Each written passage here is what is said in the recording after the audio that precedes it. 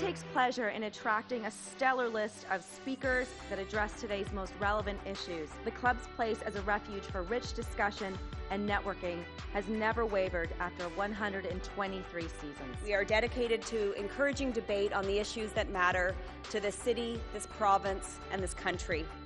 The Canadian Club is one of the most important podiums anywhere in the world that a Canadian can speak to, tell Canadians what it is that they think, develop those thoughts. And so I want to thank you for that very, very much. Please join me in thanking our esteemed panelists today. Through our programs and events, including our youth and young leaders programs, our diversity partnerships, our joint events, and our media and social media opportunities, we offer you access to dynamic political, social, and business figures from abroad and right here at home. The platform from which the eloquence of Canada has flowed all of that time, whether it be business, education, politics, sports, arts, and culture. If someone wants to say something to Canadians about this country and about the future of this country, this is the venue you choose.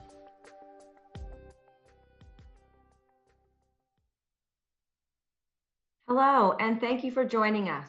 My name is Anita McCuitt, and I'm president of the Canadian Club Toronto and national leader for TMT and consumer markets for PwC Canada. Today, we are connected virtually. We acknowledge that we are on the territory of many Indigenous peoples over the centuries, most recently the Mississaugas of the Credit First Nation.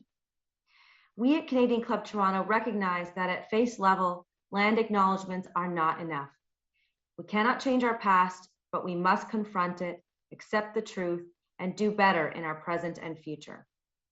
Last week, the Tk'emlúps-Te First Nations shared that as many as 215 children's bodies were found near the site of a residential school in Kamloops, BC. Canadian Club Toronto acknowledges the sadness and anger that we're feeling upon learning of this tragedy, and especially the trauma that's been stirred for those whose lives have been personally impacted by the residential school system. We recognize through the work of the Truth and Reconciliation Commission and others that there is much more that we need to learn about our shared past and to make right the injustices. The Canadian Club Toronto, as Canada's longest standing podium of record, will discuss more of this shared past and future in our coming seasons. Before we hear from our speakers today, here's some information about how you can participate with us. The click here to switch stream button helps if you find that your internet is slow. The audio quality should stay strong, but the video quality may decrease a bit. Once you click the questions tab, you are free to enter your questions and they will go straight to our moderator. And we do want your questions today, so keep them coming. And now to the main event. All eyes are on social responsibility as the business community responds to the pandemic's economic impacts. Canadian businesses, large and small, have stepped up to support each other and their communities during the pandemic. Today, we're joined by Guy Cormier, Jenn Harper, and Kayla Isabelle for a discussion on doing good through business and supporting their communities and other entrepreneurs along the way. Thanks to the generous sponsorship of EY, today's conversation is free of charge. We're grateful for your support of today's discussion. One of the club's traditions that has not changed in this virtual world is a toast that we make to our country. So if you have a drink nearby, please join me in a toast to Canada. To Canada. Now, I'd like to turn the podium over to Paul Batista, Managing Partner and Financial Services Industry Leader for EY Canada, to introduce today's speakers. Thank you, Anita. It is my sincere pleasure to introduce everyone to this afternoon's distinguished panel, beginning with Mr. Guy Cormier, President and CEO of Desjardins Group. Guy was 26 years old when he joined the world of cooperatives and started working at Desjardins Group. He became the president and CEO in 2016 and is completely transforming the organization with his member and client-focused vision.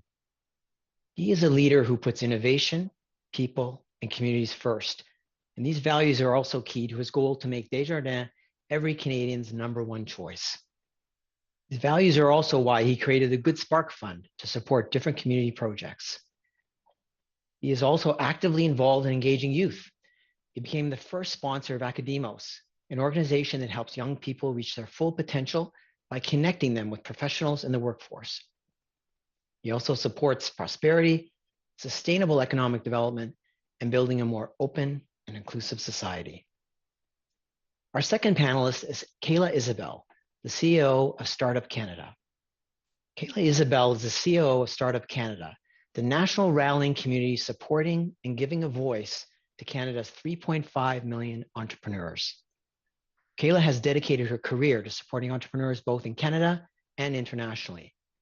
An advocate for women in leadership, Kayla is also the host of the Startup Women's Podcast, which is focused on providing resources to women entrepreneurs across Canada. Kayla is also the board chair of the Innovators and Entrepreneurs Foundation, president of the International Association of Business Communicators, Ottawa chapter, and a former board member of the Canadian Public Relations Society. With a passion for mentorship, Kayla runs the IABC Members Connect mentorship program, is a Carleton University network mentor, and Ottawa Community Immigrant Services Organization career mentor. Kayla has also worked as a coach at the World Skills Employment Center for Newcomers to Canada and as a volunteer with the Darkness into Light Suicide Prevention Initiative. Our third panelist is Jenn Harper, founder and CEO of Cheekbone Beauty Cosmetics Inc. An award-winning social entrepreneur, Jenn Harper is the founder and CEO of Cheekbone Beauty Cosmetics Inc., a digitally native, direct-to-consumer brand with a mission to help Indigenous youth see themselves in a beauty brand. Cheekbone Beauty uses the concept of a circular economy in its brand ethos and in developing its latest line of products, and in doing so, has created an entirely new segment within the beauty industry, sustainable, socially conscious beauty. Jenn has been making a name for herself in the beauty industry for a number of years, but has been gaining popularity quickly after Cheekbone Beauty was featured on the hit CBC show Dragon's Den. In addition to Cheekbone's mission of helping Indigenous youth see themselves in a beauty brand, she strives to educate as many people as possible about the residential school system and the effects it has had on family and friends through decades of generational trauma. She speaks regularly to university, college, and high school students about social entrepreneurship, empathy, and the history of her First Nations family. She's also been invited to speak to various entrepreneur groups, women in business associations, Apple Canada, and First Nation organizations across the country. Our last and final panelist is David Skok, founder and editor-in-chief of The Logic. Before founding The Logic in 2018, where he serves as editor-in-chief, David Skok was the associate editor and head of editorial strategy at the Toronto Star. He's also served as the managing editor and vice president of digital for the Boston Globe and as co-creator and director of digital for Global News. David is a leading thinker on digital transformation who co-published a seminal paper on disruption in the news industry with the legendary Harvard Business School professor Clayton M. Christensen. David sits on the advisory board for the Nieman Foundation for Journalism at Harvard University and has served as a juror for the Pulitzer Prizes in Journalism. With a heartfelt Canadian Club welcome to all of our panelists, I will now turn over the virtual podium to Mr. Guy Cormier. Guy. Well, thank you very much, Paul, and hello, everyone, ladies and gentlemen. I'm really honored to be speaking with you today, and thank you to the Canadian Club for inviting me. 2020 marked a pivotal moment for Desjardins. As it turned out, our 120th anniversary was a mere footnote in a year unlike any other. The pandemic reminded us that the principles Desjardins was founded on, shared responsibility, commitment to the community, and cooperative growth, are more relevant than ever. The pandemic has taken a huge toll and the global economy has been hit hard. But as the vaccine rollout picks up speed across the country, Canadians can see we're on the road to healing socially and economically. A crisis can be a catalyst for change. And recovery doesn't have to mean going back the way things were before. To me, it means moving forward, informed by the lessons we have learned. After 40 years, after 40 years of unbridled capitalism, our economic system had already reached a crossroads before the pandemic hit. Capitalism has excelled at putting human ingenuity to work in pursuit of profit. It's a system that has had a massive impact on global poverty. According to the World Bank, it has helped more than 1 billion people live themselves out of extreme poverty over the last 30 years. But it has also caused significant collateral damage. Think about climate change, economic inequality, or the eroding trust in institutions around the world. And the pandemic has highlighted the importance of buying local and reducing waste. We really need to shift away from the unsustainable linear economic model where we extract, transform, use, and throw away. We need an economy that is circular, where waste can become raw materials. Our planet and our economy need this. We really need to redefine our economic system so that it takes in consideration the best interest of future generations and local economy. Today, they are left out of the capitalist equation. At Desjardins, we have taken a hard look at how we can help spread this new type of capitalism. And one way is to support entrepreneurs who share a vision of doing good through business. Canada has a vibrant startup community and social entrepreneurship is on the rise, but it needs support to grow and to thrive. Small businesses and entrepreneurs play a vital role in the economic health and sustainability of our communities. And supporting those communities is at the heart of what Desjardins does as a financial cooperative. In fact, throughout the pandemic, we have continued to lived out our values. In addition to the relief measures we continue to provide, we were helping local families and businesses. Whether it's our $250 million Good Spark Fund that supports projects aimed at socioeconomic development, or the $10 million Momentum Fund to stimulate local business development to help accelerate growth and create quality jobs, or how we invested $1 million to support 75 local businesses across Canada through our small business grants program only last year. We are standing shoulder to shoulder with our members, our clients, and our communities. And this is important. So for businesses, being responsible and being invested in our communities is no longer a matter of managing our public image. More than ever, being invested in our community, in our members, in our clients, and in our employees will enable us to have viable businesses on the other side of this pandemic. Businesses can and must play a role in our socioeconomic development if we want a faster recovery and a better and stronger economy. And as I mentioned previously, a crisis can be a catalyst for change. I've said it a lot over the past year. We have an opportunity, a real opportunity, to hit the reset button. There is no vaccine for climate change, for racial discrimination, for gender inequality, or for the other major challenges our society faces. We have an opportunity to make some changes to how we operate and how we impact the environment. changes to how we invest our money responsibly, and changes to how we support our communities.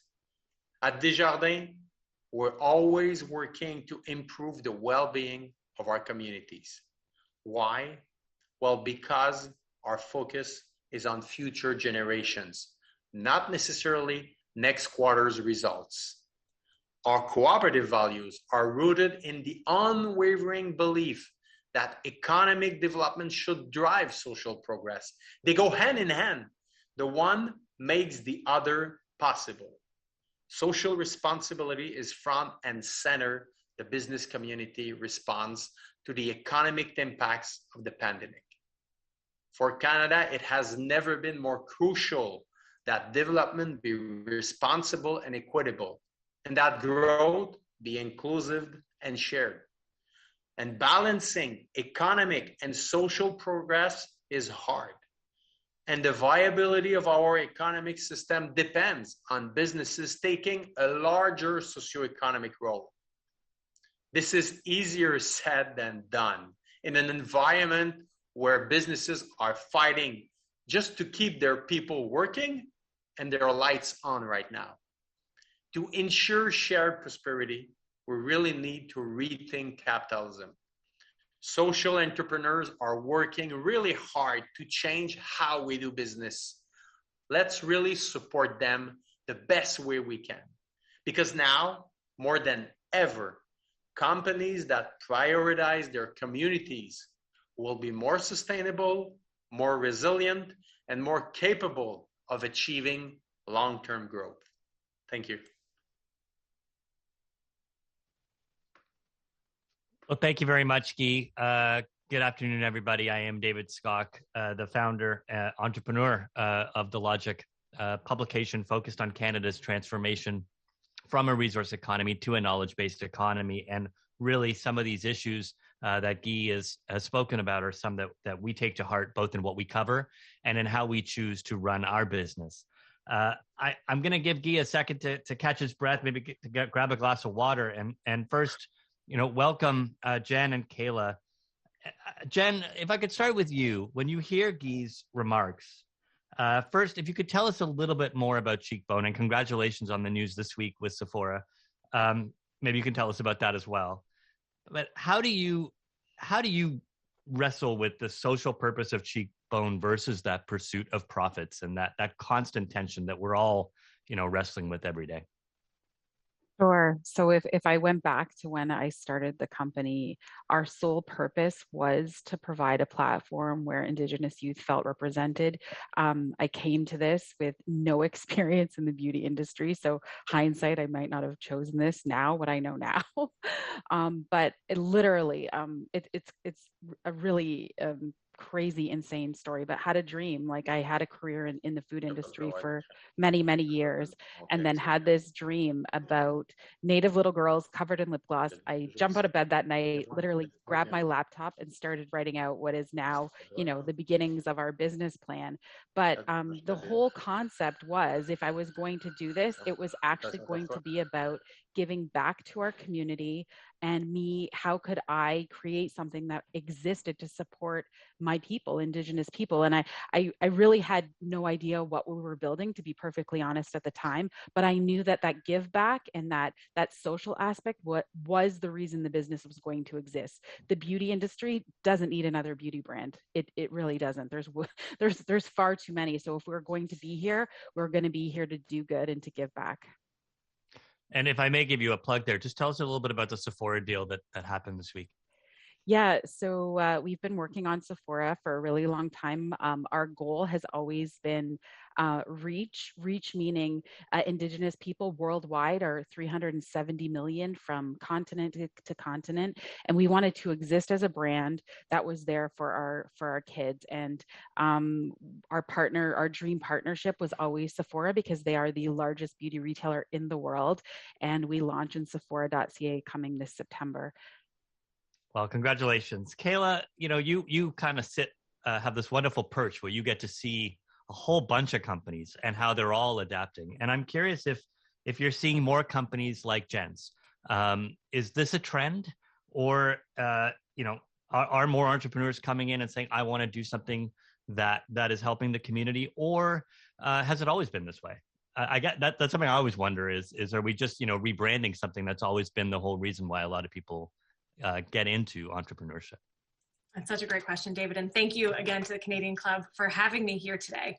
I think if we look at the foundations, the Startup Canada's network is very early stage, looking at ideation-based companies, those that are at the very beginning of their entrepreneurship journey.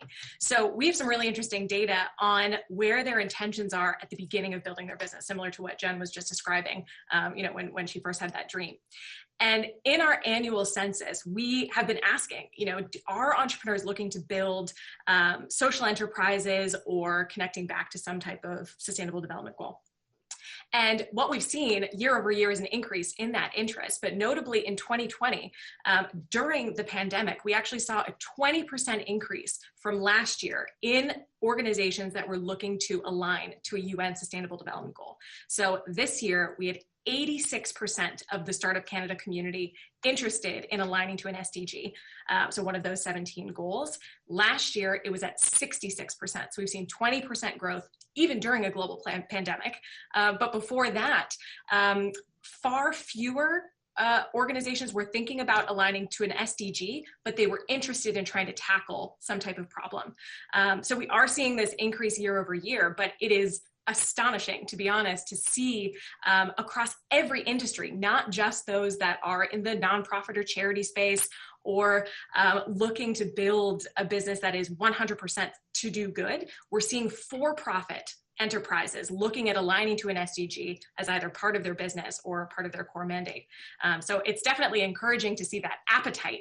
How do we now equip entrepreneurs with what they need to then scale those businesses, scale the impact, and support, additional, opportunities that come with that type of space? Well, we're going to get into that in a few minutes because I really do want to get into the nitty gritty of what it takes to start a business and how some of the stuff, that Guy talked about so eloquently at the top, how it translates into the day-to-day functioning of incorporating a business and moving on. And on that note, Guy, I think it's worthwhile, and forgive me for this, but if you could talk a little bit about Desjardins' cooperative model, because I'm not sure if most people actually know what a cooperative means in its most tactical form, and how that then translates and trickles through the business. Well, actually, our founder, Alphonse Desjardins, in 1900, was looking at the society, and it was really difficult for French Canadian and for some people in Quebec to have access to credit because some other competitors weren't necessarily there in the market. So he read a lot in Europe, in UK, and there was this cooperative model where people were launching their own credit union, their own co-op, and to give financial services to them. So savings, financial literacy, borrowing money. So it's really started in Lévis as one really small financial institution with coins and dollars at that time. And now it's a $370 billion assets financial institution.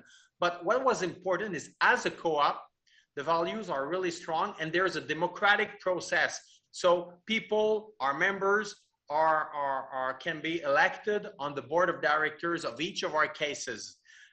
They have a voice. There's an annual assembly where the members, our clients, are allowed to come and they can express their satisfaction or their needs. And at the end of the day, these values are really, really strong. So over the last 120 years, for us, yes, we're making profit. We're making more than $2.5 billion per year as net profit. So we're there to make money.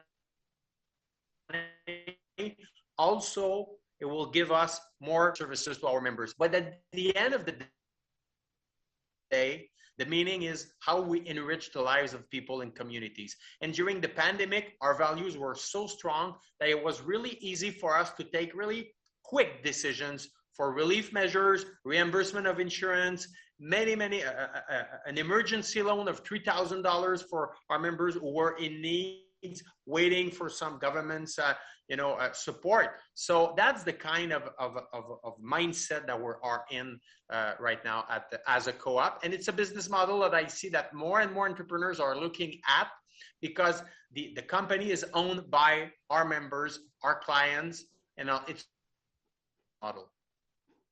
Okay, so let's talk about that legal entity thing. And Kayla, maybe I'll come to you for this. I want to start a business. First thing I do is go to the Government of Canada website and I incorporate, come up with a name, try to find a domain name that costs too much money and spends way too much time, sleepless nights trying to think about my name of my company and the URL. What do I do next? B Corp, co-op, what are the barriers? It's one thing to incorporate your business and say you want to be a for-profit company. When you start to institutionalize some of these things in your governance, do people know what to do? And I know you're providing help for them. How much of a barrier is that next phase in starting a business? So your first step is to come to Startup Canada. So the first step, it is incredibly overwhelming, to be honest, for any entrepreneur. It is a huge feat to delve into entrepreneurship, to put everything on the line, to start a business, even outside of a global pandemic, is an incredibly challenging thing to do. So step one, kudos for making that leap. But that is one of the biggest challenges that I see within the entrepreneurship ecosystem. There are so many fragmented resources that exist that are fantastic. We have, federally supported institutions, we have provincial spaces, we have small municipal supports, we have accelerators, incubators, so many different support entities.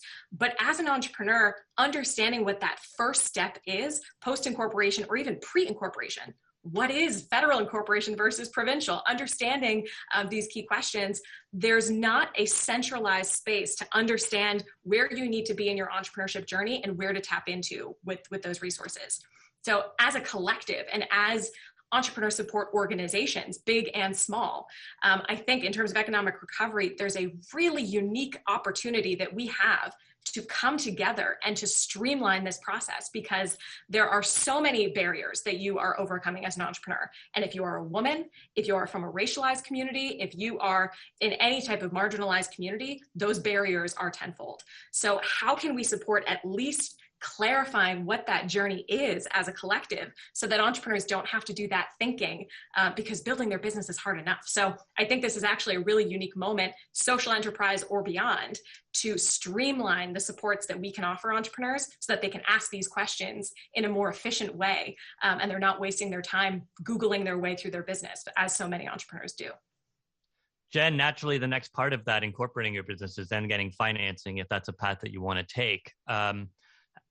How has that process and journey been for you? And have you found that, it's wonderful, Mr. Cormier standing up and saying this stuff, but when you go to the banks, do you find that there is what is the expectation on margins, I guess, is maybe the more direct question. And how does that balance with, look, we're doing a social impact business here.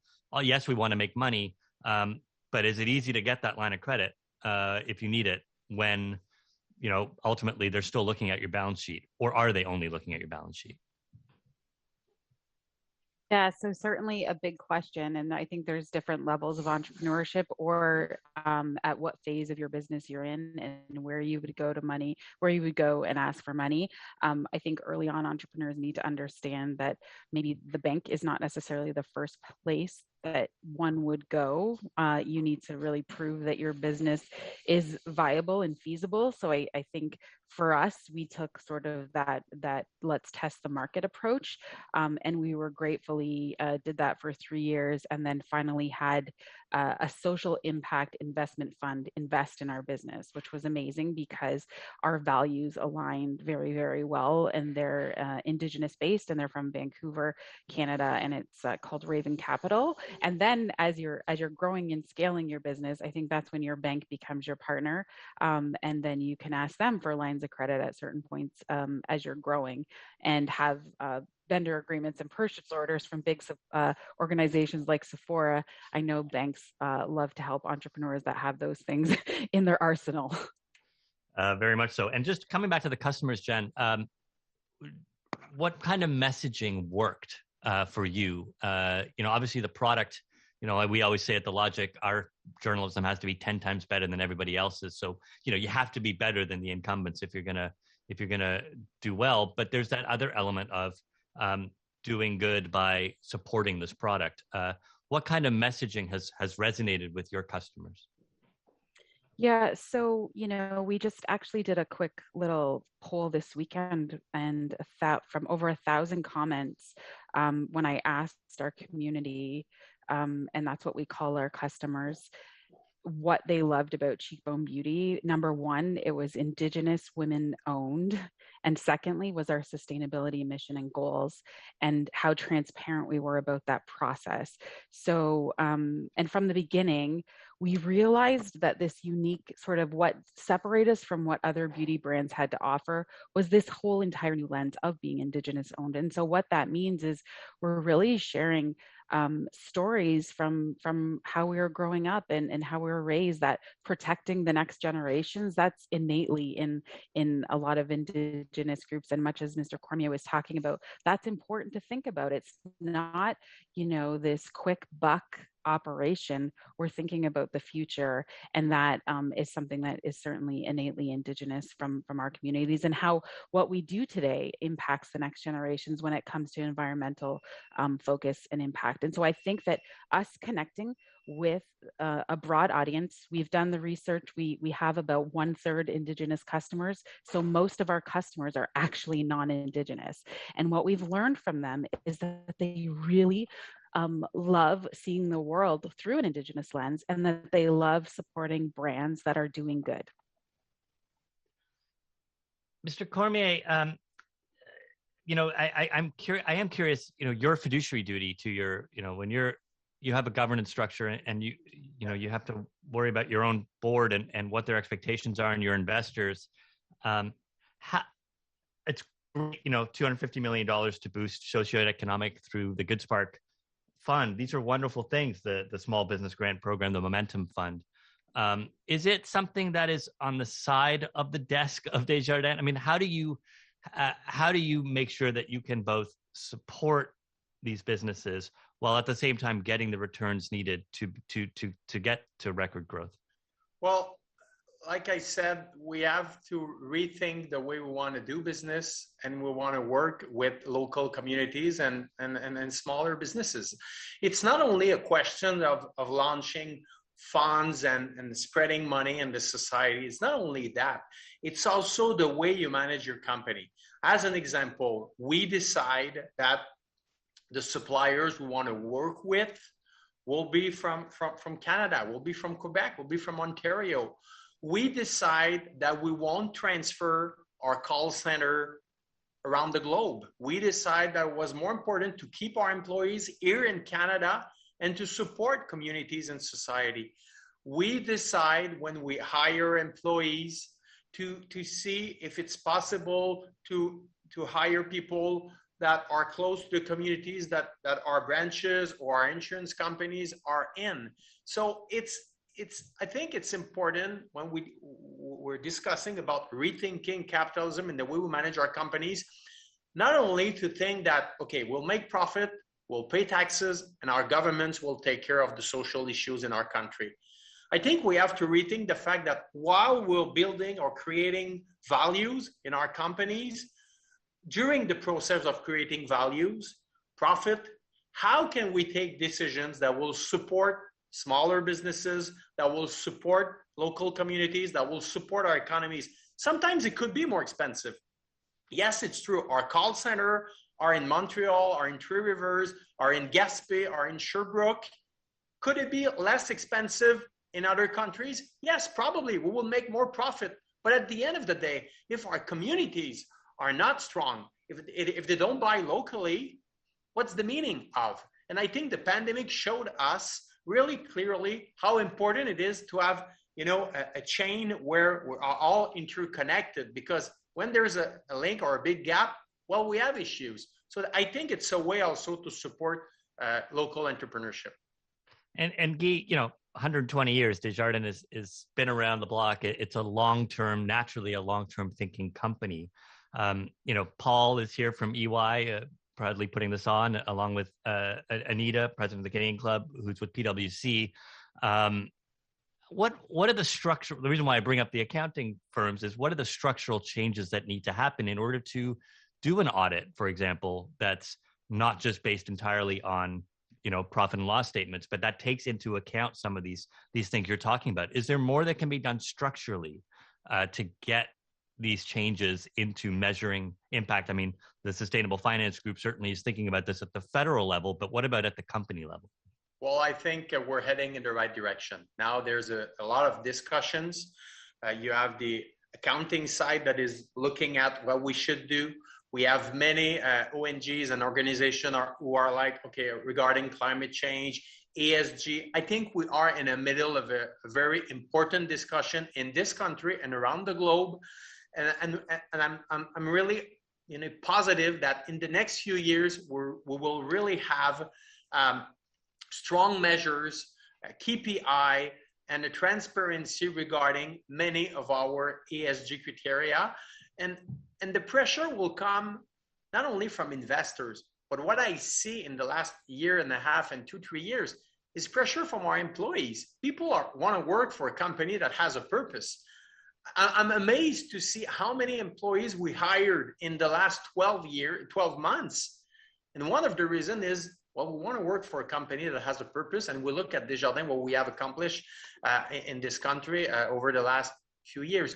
So I'm really optimistic that there is a connection now between many players who wants to discuss and have a baseline. Now the issue is that we have different baseline. We have different ways of analyzing. Is it a question of final impact, or are we integrating the transition process in it? So there's many questions of what kind of KPI or indicators or reports we should accomplish together. But I'm really, really optimistic.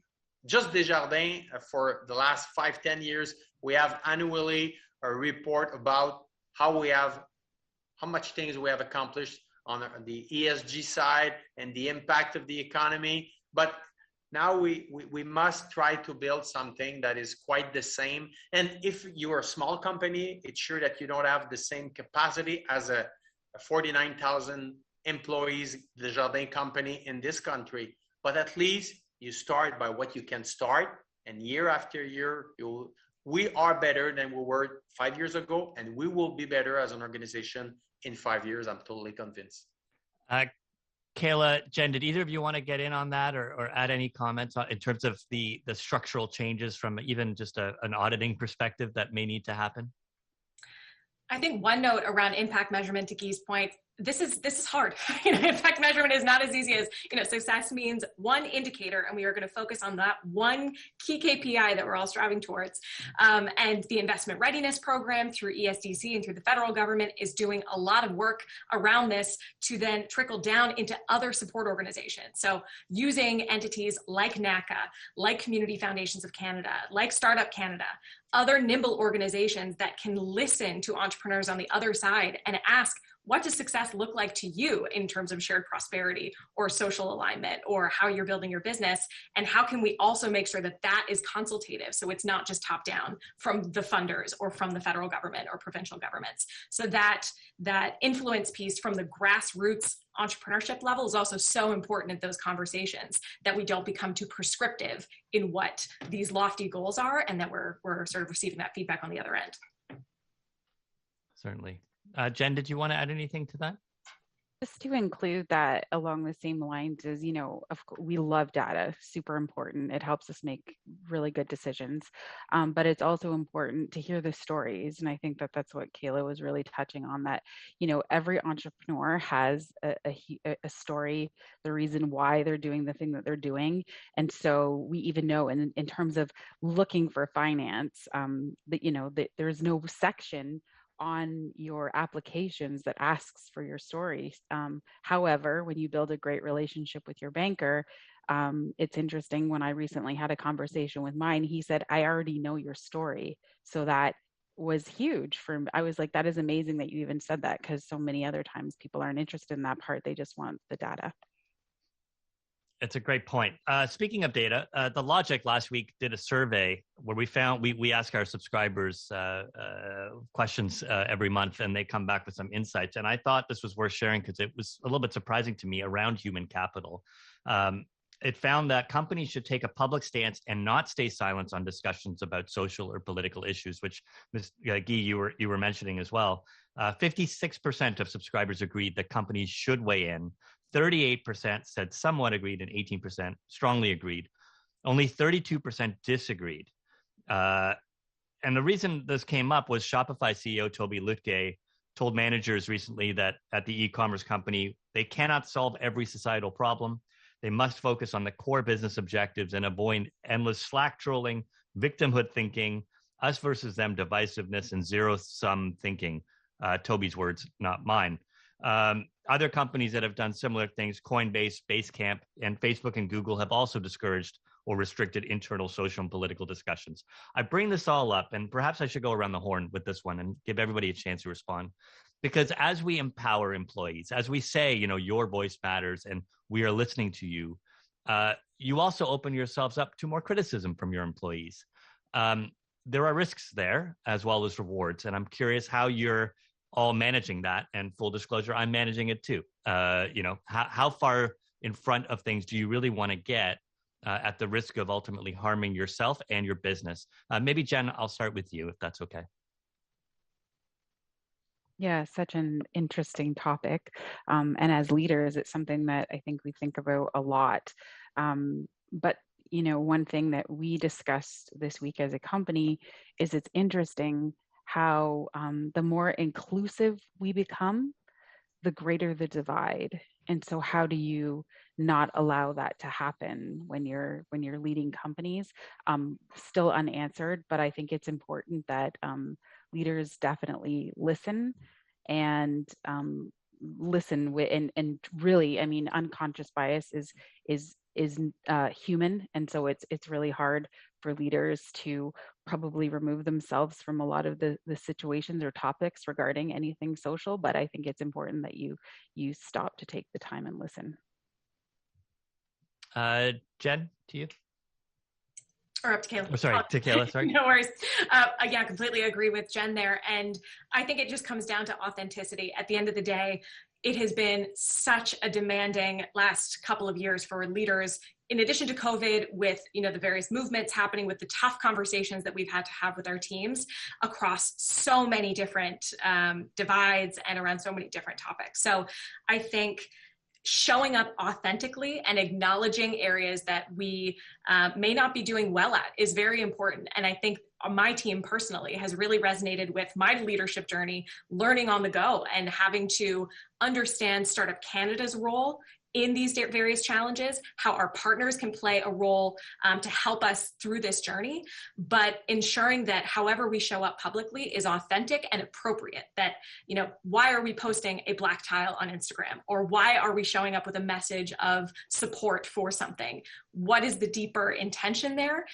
Because it does not pass the sniff test anymore to just verbally speak to these different topics. You have to really understand where you sit in these very challenging conversations and in these very important topics, but not just giving lip service to it. How do you both talk the talk and walk the walk authentically? Because to Guy's point, it's not enough anymore, and your employees will not stay. Your employees will not potentially come to you as an employer of choice, and it erodes your brand overall. So I think that authenticity piece is huge, but understanding where you play in the overall ecosystem and what your position is also very important. Guy, 40,000 employees at Desjardins. Well, yeah. 49,000 employees. 49,000. This is a very good question, David, honestly. First, I think at least it's important to realize that as a co-op, we're there for our members and our clients. 75 million clients across this country. One of their first expectation is at least that we offer them insurance, wealth management, commercial loans, a personal loan. We're there for them. That's the main purpose of why our founder decided to found Desjardins. So at least we always have to remind that, but mainly in Quebec, but more and more across the country, from my perspective, Desjardins has to be a socioeconomic leader in this society. And I totally agree with Kayla. We can't say yes to everything and try to be 10 on 10 on everything. You must decide what it's really important as an organization, what it's connect to your purpose, and be so real and authentic.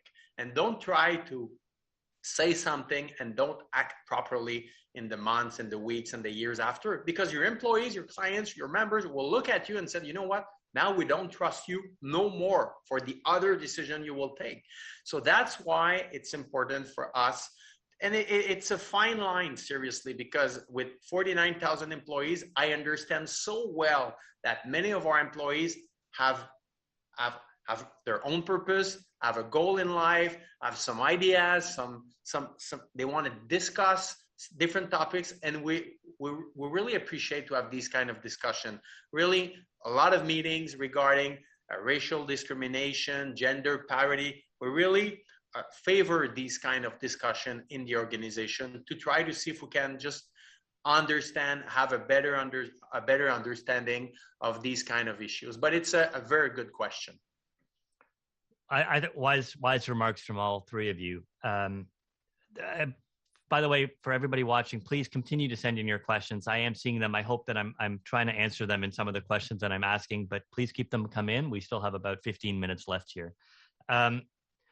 There seems to be a public awakening over the past few weeks, certainly on a larger scale, that Canada is not a place that has shared prosperity.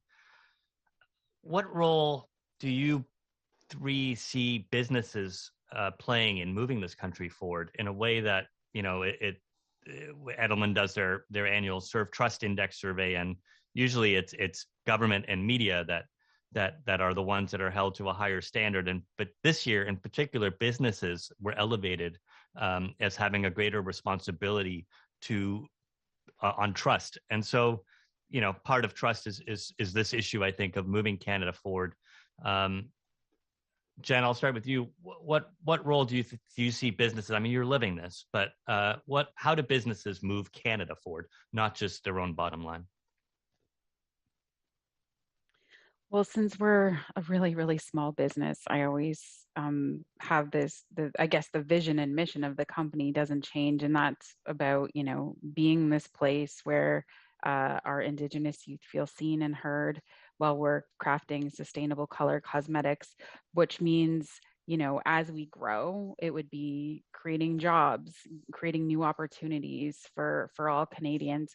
As much as we want to employ Indigenous people and provide jobs for our community, we also want it to be a place where all people will feel comfortable and happy working, and knowing that you have potential, you have a voice as a brand, and that you can attract people to your business by the type of voice and the messaging you're using and sending out. So I think it's really important that we stay authentic to the brand that we were trying to build, which was attract all people. Guy, you know, how do you see Desjardins Group moving Canada forward at a time like this when you know, I think there is a moment? Yeah, we'll try. We really feel, like I said, that it's a moment that is really important in this country. And we'll try to do as much as we can, humbly, with our cooperative model, maybe to influence, to show to many business leaders that it's possible to have a social purpose and at the same time make more than $2 billion net profit per year. And it's possible to reconnect these two goals that for some leaders are so different, or it's not in their own purpose because they're there for their shareholders. I really feel that not only because of the pandemic, but just remember 2017, 2018, 2019, there was already a discussion regarding how much we want to make or how much we should change after 30, 40 years of capitalism. There was already this discussion. So I really feel that the pandemic has been an accelerator. And I hope that with the kind of message that we have today, the kind of influence humbly that we can have and show to people that it's possible as a cooperative or any kind of organization to really find the right balance between the shareholder interest, but at the same time, other criteria that are important in this society. And I really feel that there's more and more shareholders that are asking these kind of questions to the board of directors and the management committee of many companies, climate change impact. And they are, we have at Desjardins, we have many Desjardins Sociétaire fund, 30 funds, mutual funds, and some of them, we don't invest in fossil fuel. Some of them, we only invest in companies where there's strong female representation at the board of directors. And, many years ago, people were telling me, the returns are they the same than other returns from, normal portfolios? And now it's proven that the returns are there. So I really feel that there's a change in the mindset of the people, and there'll be more and more pressure for many stakeholders, and business leaders will have to adapt and go through this movement. Kayla, to you.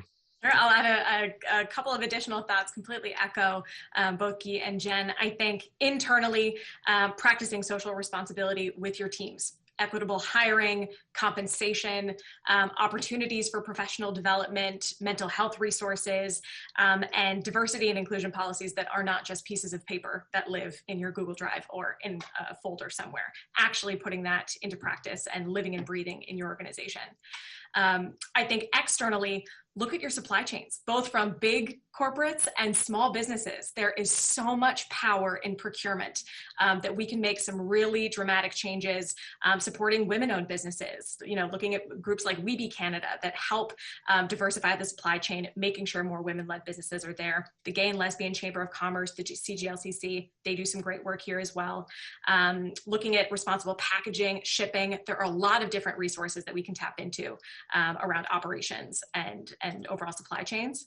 And I think partnership, looking at smaller, more nimble organizations that are by and for specific audience groups. So, for example, Indigenous-led programming. At Startup Canada, we do not lead Indigenous programming because we are not an Indigenous support organization. We partner with other groups like NACA, like Aquaho Equal Source, like Powwow Pitch, and we amplify their work and their stories and their support. But we understand that those types of communities need to be led by Indigenous leaders for Indigenous leaders, and that approach for other communities that we serve. The final component is looking at different business model adaptations. And one great resource I would really recommend for businesses to look into is the Upside Foundation, which is for early stage, high growth Canadian companies to build social responsibility into the foundation of their businesses by pledging equity. And that equity goes to a charity of their choice. So there are really unique ways of embedding this into high growth companies, into small sole proprietor businesses that want to align to an SDG. There's so many different ways to cut this, but looking at supplier diversity, operations, partnerships, and business adaptation, I think are great places to start. David, if I may just jump in. Sorry, but Absolutely. I agree so much with Kayla. You asked me what we can do, but just working with your suppliers. Just working with your suppliers, not necessarily because they're not this or not that, throwing them away. No, but helping them. And that's what at Desjardins we decided for the next few years to really try to have a huge impact with our suppliers. Can we help them regarding gender diversity, climate change, environment, and not only threatening them, not that, but try to see if they can shift from one point to another and telling them that we'll stay your clients more and more, just only because we see that there's a change in your social way that you manage your company. I totally agree with Kayla. There is this ongoing debate about divestment. If you're looking at it from an institutional investor side, divestment versus influence from the inside. And you've seen even with the Canadian pension funds, how different pensions have approached things. CPP Investments' approach to climate is very different to teachers in their declarations of when 2030 targets will be met versus working with companies as opposed to divesting. So yeah, I think it's a really interesting debate that's going on right now. I'm going to take one. We only have a couple minutes left. One question here from a listener that I'll try to extrapolate. As a Canadian who has lived in the US for many years, it always fascinates me how different our two countries are, including our respective business communities. How would you define or explain the difference, especially with regard to the different values that seem to underlie business in each country? And I'm going to just change this a little bit and add a section, which is, Canada is competing on a global stage, and the pandemic has shown, whether it comes to supply chains or economic nationalism / protectionism, or even borders opening and closing, that we do need to be a more reliant country, self-reliant country. How does all of this at the most macro level manifest itself when we are competing for customers, jobs against China, against the United States, against Europe, all of whom have bigger budgets, bigger populations? I guess, is there a risk that this is an indulgence, to be crass about it, and that at the end of the day, global competitiveness is what really drives the country forward? And I guess I'll start with you, Guy. Well, I think it's a very, very good question. And the answer is probably not only because of the last 4 or 5 years, but it's probably because of the last 5, 10 decades and centuries. The question is good because we're competing around the globe with other countries that have some targets or are managing sometimes ESG criteria or social issues differently than our country. So it's true that it's a real challenge. When I've discussed with entrepreneurs and business owners, they're like, yes, it's important social issues, but I have to cut my salaries, or I have to be really productive competing against. So I know it's a real challenge, but at the end of the day, I really feel that if we want to attract employees in our companies, if we want to attract people in our country, you really have to feel that we have this long-term perspective concept of building communities where we enrich the lives of the people, and they can have, yes, a strong career or build a strong company in the country, but at the same time, they can live in a country where there's peace, criminality, and all these issues, health, are there. And I see more and more people who wants to come to Canada because they feel that there's a balance between many issues, and they want to work in this country because they feel that some of our social issues we're taking care of them, maybe not perfectly, but at least we're working on them. So I feel it's another way of, it's still a challenge because we're trying to be competitive around the globe, but at least having the discussion and trying to find solutions, it's a way to. Kayla, I'm just going to come to you to end us off here. I'm going to totally go in a different direction, if that's okay, which is you kind of are a leading indicator in dealing with all of these early stage startups and seeing where we're going. Moving forward towards the end of the pandemic, as we come out of this, I'm curious if you can give us a bit of a zeitgeisty sense of where your entrepreneurs are how they're feeling, what their cash flow situations are like, and quite frankly, if government subsidies were to run out in June, what kind of impact that may have. I recognize that may be a bit off topic, but just kind of to push us forward as we look ahead to the next 12 months. Yeah, and a very big question that I will try to summarize in some key points. I'm sorry. With our remainder time, but I think entrepreneurs are exhausted. I think we all recognize that as entrepreneurs and not as entrepreneurs, that it has been a very demanding time. But I think the pandemic has really highlighted the lack of support for early stage businesses. And this is something that we continue to advocate for, and on behalf of entrepreneurs, how can we, one, build back better and making sure that early stage investment is core to Canada's economic recovery, not only supporting the businesses that are emerging now, but trying to really, to your point about the global stage, how can we position Canada as this global leader through investments with the federal government or through investments within our ecosystem?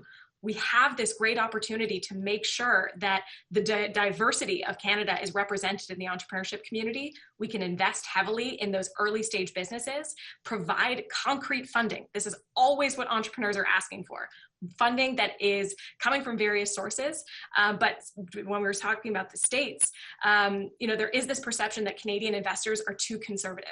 And I think we get that feedback more and more, and we're seeing that in terms of economic recovery. Let's put that cash into that early stage level, build the next wave of viable businesses and scale up businesses that will come out of this pandemic.